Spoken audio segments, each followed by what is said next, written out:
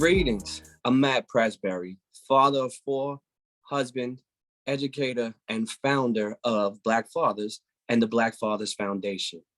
As a parent, I'm here to talk to you today about rallying other parents to your cause, something I know a little something about. As the founder of Black Fathers in 2008, I had to rally parents to my cause, and the cause was around supporting Black fatherhood. In 2019, I also founded the Black Fathers Foundation, and again, worked to rally parents and others who are interested in the cause to support Black fathers in another way. When talking about rallying parents to your cause, we have to look at four key elements and understand the importance of each one. The first one is, say what now? The second one is, what's it to you? The third one is, how, Sway? How? And the last one is, check the frequency. And I'm about to break all four of those down for you. Stay tuned. So our first key point that we're about to get into in terms of rallying other parents to your cause as a parent yourself is one I like to call, say what now? And that thing with say what is really saying what it is. You have to define your cause. And that is exactly what we're talking about right now. You have to tell people clearly what your cause is about, what your goals are, and your expected outcomes. So for someone like me, initially, when I founded Black Fathers, the idea is that I wanted people to join this group and I wanted them to highlight and celebrate Black fatherhood.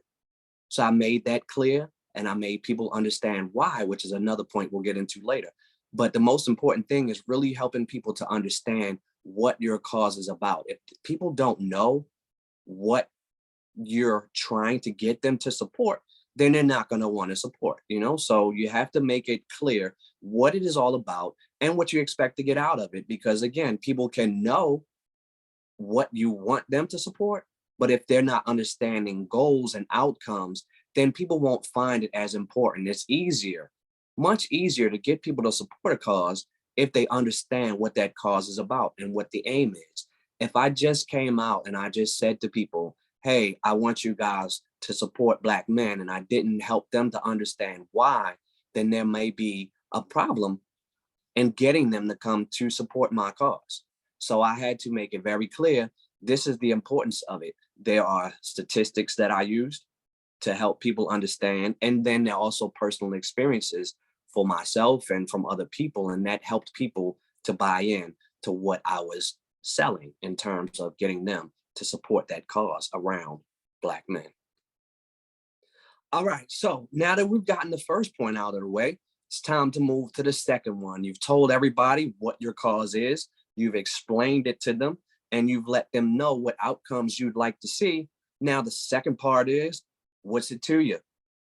Why it matters. And the important thing about this is that people are willing to support your cause more so when they believe in you as a person. People want to hear your personal story. They want to understand why it's important to you. It may be something that is important in the grand scheme of things, but people may still not support it because it's not important enough to them if they don't know why it's important to you. For me, as a Black man raising children in society, it's easy for me to relate a story of what I've gone through. I'm a divorcee. I remarried. I'm in a blended family. I am a Black man who gets slighted in various ways. I deal with a lot of things that other Black men, especially those of us who are raising children in this country, have to deal with. So when I talk to people and I get them to rally to my cause to support Black men, I give them a very personal story of what I've gone through. I tell them about my life when I first got married and when we had children and when we got divorced, and all of those things factor in to make me who I am and make me passionate about that which I do. So you have to make people understand your personal story, your why. Why do you do this? Why do you want them to help you do this? Why is it important? Make it very personal, sell yourself, and also help people understand why it matters to them. And that's another key thing, because going back to what I said earlier, you can get people, you can tell them your story, and that won't necessarily matter to everybody because you don't know what matters to them. So you can find someone who is a father and you can tell them something about fatherhood, but if it's not a point that's important to them, say perhaps you want to put up basketball goals somewhere, but their child doesn't play basketball. They may not be interested in putting up basketball goals. So you have to find another connection and find something else that's important to them. So maybe you're putting up basketball goals to help kids understand math, and maybe they're a math professor. Whoa, there you go. So then you have math as an inroad versus just basketball. So make people understand why it's important to you, first and foremost, sell them on you, and then proceed to understand and make that connection to why it should also be important to them. Do not assume just because it's important to you and you may share some qualities that means it's going to also be important to them. And now that we've gotten the what and the why out of the way, it's time for the how. And this is, of course, critical because people have to understand if they bought into it, they bought into the cause, they bought into you and what you want to achieve. Now you have to tell them how you plan to make it happen. It's nice to have an idea, but ideas without plans really are doomed to fail. So we have to have a plan. You have to lay out a very clear and concise plan to people on how you anticipate achieving the outcome that you want to achieve. You have to help them understand the steps that are going to be taken, first and foremost, and you have to help them understand the roles that they can take on. And you can decide how you want to do that. It all depends on, who comes to you and what their interests are. You may want to delegate, or you may want to let them decide for themselves what roles they want to take on. But it's very important that people understand the part that they are expected to play or allowed to play in this plan of action. Lay out the steps you want them to take in their roles and help them understand what will be done after that point. If they take these steps, then we get from A to B, and then where do we go from here? So you have to understand, again, the what, the why, and now the how. How are we going to put this plan into action? And our very last point today is check the frequency, one time versus long time.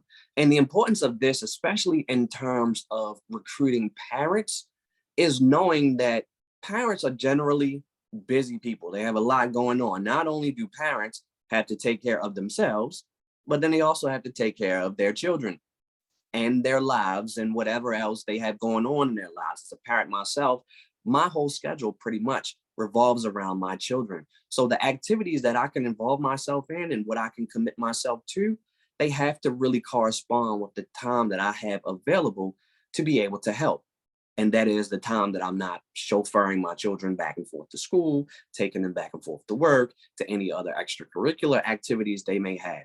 So when you have this plan laid out, you have to understand you're asking people to help, to volunteer, to commit, to put in time and effort. You have to let them know what you expect from them in terms of the frequency. Is this a one-time thing? Are we going to a rally one day? And do I need you to get on the bus and come to Annapolis or wherever for me this one day?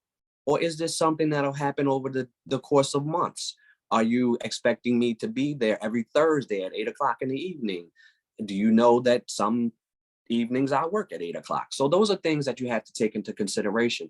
And it doesn't mean that you'll be able to satisfy everyone, but you have to look at your volunteers and the people that you are bringing along, and you have to work to make things not only clear to them about what your expectations are, but you have to also be willing to be flexible in order to get that help, because not everyone is going to be able to commit to what you want them to do at the time that you want them to do it, or for the time period that you want them to do it.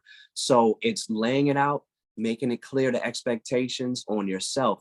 Is this something that I'm doing long-term even? If it's not, you have to make that clear within yourself and then make it clear to everyone else who you are attempting to get to rally to this cause and help you out. They have to understand what they're getting themselves into, what they're committed to, and then you also have to be flexible. Again, going back to the point that parents are generally very busy. So when they commit their time, or I should say when we, because I am a parent myself, when we commit our time, It is usually for something that we truly believe in, and we make time to make it happen. So you have to be respectful too of those people who are making that time to help you out. So those are my four key points. You have to know the what, the when, the why, and the how for yourself. And then you have to be able to clearly relay that to everyone else that you want to help you. And you have to be flexible and understand whom you're dealing with and the commitments and challenges that they may face as parents. So I just want to leave you with this one thing. It's very critical that we all see problems and don't just complain about them, but actively work to change them. And when we do that, we have to understand that we will need help. And it is important to rally people to our cause. So we need to know how to make that happen and to be effective. And then, and only then, will we see the changes we want to see. I'm Matt Prestbury, and I thank you for your time.